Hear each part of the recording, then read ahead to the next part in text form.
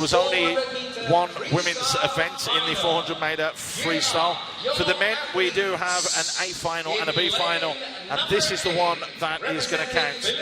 This is the A final that will give us a gold medalist. Ernie Gawalan is in lane number 8. Was in the B final, finished 8th in that, in the 100 metres yesterday. In lane 1, Nabim Rashid, he actually pulled out of the 100m freestyle B final yesterday, so he will want to make amends for that. Uchu Tomita, gold in the 100m final. Can he step it up? He has a silver in Paralympics at this distance. Can he do it again? Ima Basori Duran Yassib, 3rd in the youth final, the 200 metres freestyle. That was yesterday, of course. So a lot of these athletes, and there are trends, and I'll talk to you about that in a minute, Teresa, because I found some trends when we were looking at this. As we look at Ethan Koo as well, the 20-year-old, he was in the main A final of the 200 metres.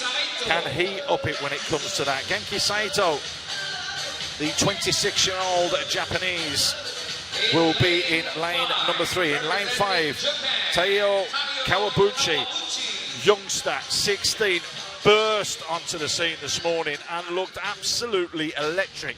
Can he be stopped? There was one man that went just a little bit quicker than him that could stop him, and he will be in lane 4. And that is the man from Hong Kong, and that is Wang Han Yi, the 23-year-old who was 4th in the 200m freestyle, but does prefer this longer distance. So it looks as though it could be a straight shootout between Wang and Kawabuchi going in to this 400m event.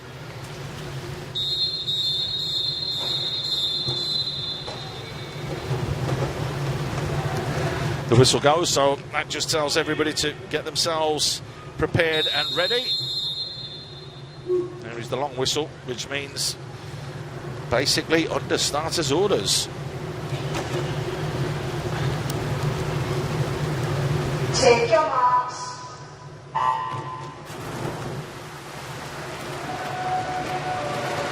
Well, it's a very good start for the white cap for Wang Han Yi, who did extremely well, and already Taiyo Kawabuchi looks as though he's slightly dropping back, which is surprising. Wang is currently 2nd in the world ranking list for this event, so you can expect that he is going to come out really, really well in this 400-meter race. His last 4 laps were actually 35.09, 34.45, 34.01, 32.68. No other athlete managed to decrease in 4 laps at those sort of times. So it tells you that he gets stronger as the race goes on. But he started a little bit quicker than he did this morning today.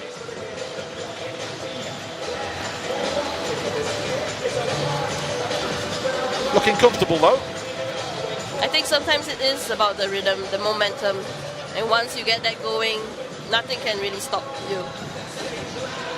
The 400 meters is a very, very strategic race. You know, there's 8 laps and 8 opportunities that could go wrong. You're talking about the turns. The turns, whether it's the pacing, you could go too fast in the first 50 and not be able to come back. But that is absolutely not a problem for Wang Hon-yin right here. Well, he's at the 150 mark, and that's 132.43, and it's just 4 and a bit seconds. It's Genki Saito that is touching in 2nd place, so 4.5 seconds was literally about the difference between those two when it came down to the races this morning. A little reminder to the people watching at home that there are swimmers from various categories in this race. We have S9s, we have 11s, S7 and S14s. So someone who comes in first may not necessarily be the winner of the race. It's all down to the points. It's all down to the point system, and if you want to check and verify to try and understand that, if you go along to the website and type it in and go and have a look, there is a very, very complex equation to be able to work out the point system. So it's very interesting to go and read. It's like a real maths solving puzzle. It's actually very, very difficult, but it's it works, and it does work for everybody concerned. The 250 turn, is it more than 4 seconds? Yes, it is. It's up to 5 seconds that Wong is in the lead now.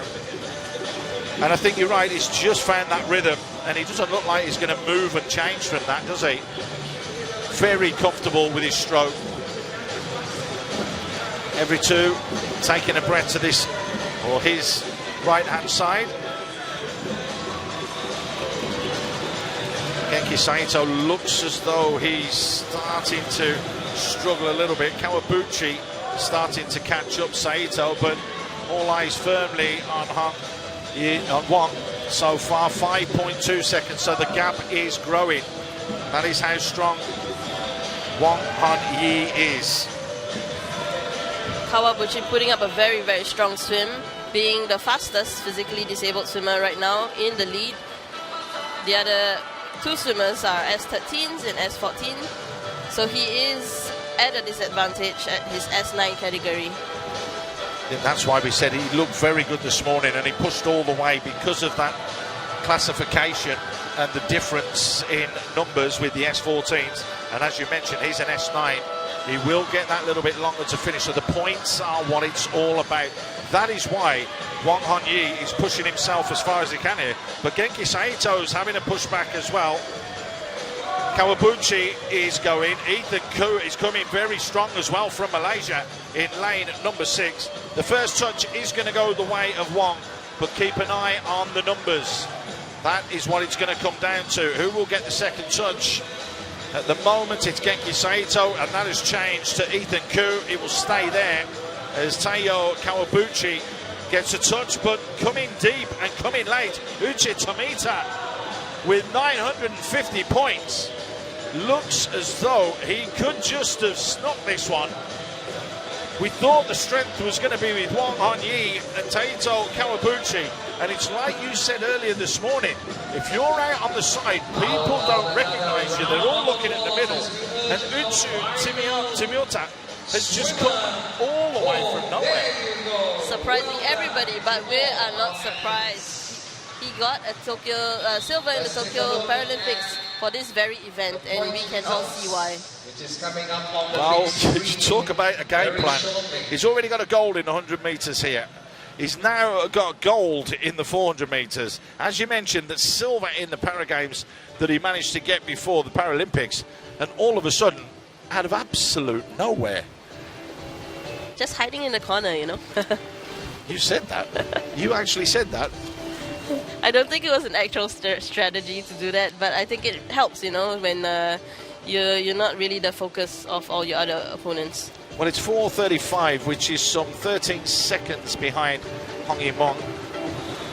But that doesn't matter. That is what this equation is for. It's there to be able to neutralise things and level and even things out throughout the whole athletes with the multi-classification because of the varying disabilities that these athletes do have. And there you go. Is he in line, and is he building up now, Uchu Tomita, for a goal come Paris? Because it looks as though he's preparing very, very well. There's confirmation with 950 points. He takes the win with Wong Han Yin in second from Hong Kong. Ethan Koo, very, very strong, accomplished swim from him, particularly that last 100, and not more so than the last 50. Kawabuchi just couldn't get it going when it was needed. He will finish in fourth.